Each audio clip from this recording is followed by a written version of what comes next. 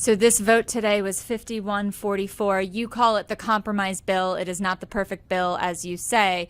Where do you go from here? What is next for this legislation? Do you go back to the drawing board? Do you tweak it? What's in the coming days and weeks for you as it relates to this legislation? I'm going to keep bringing this bill forward. The last time it came to the floor, it had 48 votes. This time it had 51 votes. We're going to keep bringing it forward, and we're going to hold my Republican colleagues accountable to their statements where they say they support IVF. And if they support IVF, they should put their vote where their mouth is and vote for this bill. And I'm going to continue to bring it forward.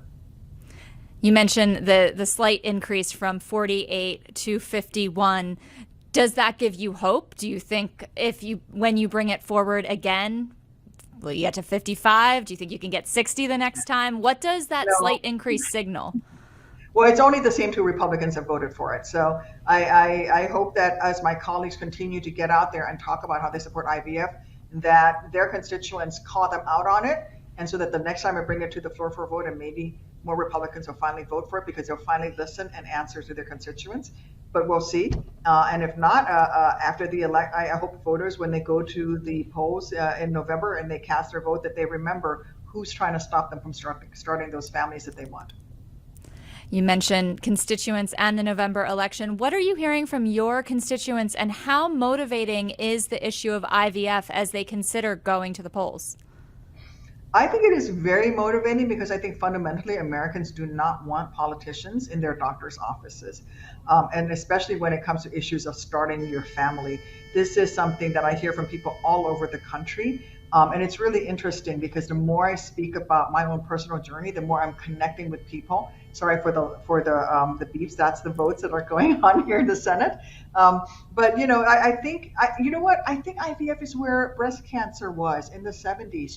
Until Betty Ford started talking about her own breast cancer journey. It was something that was considered very private, and you didn't talk about it outside of your immediate family members. And the more people talked about it, the more they realized how many families were really being affected by breast cancer, how many people loved or cared for or had a relative or someone who's a close friend of somebody who was suffering from breast cancer. I think it's the same thing with infertility. The more we speak about this, the more Americans are coming forward and saying, you know what, it's my cousin, my mom, my uncle, my brother, my best friend is struggling with infertility right now, and IVF is the only path forward. And we really support access to reproductive technologies. And so I think you're going to see this become one of the very top issues come November. And I just ask people, if you care about the ability to start families, you should think about that when you cast your ballot in November.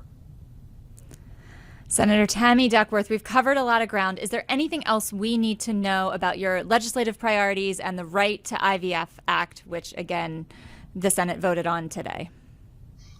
Well, just that this is about a federal statutory right, and that it certainly states are still going to be able to pass their own legislation, but what it says is that you cannot be prosecuted, that you have a right to access the technologies, and it does not force anybody to access the technology. That's the critical piece where people are not going to be forced to offer it or cover it, but instead you're going to be able to access it if you want it. And it's fundamental to human beings to want to start your families, and it's really sad that the bill didn't make it today, but we'll keep working on it.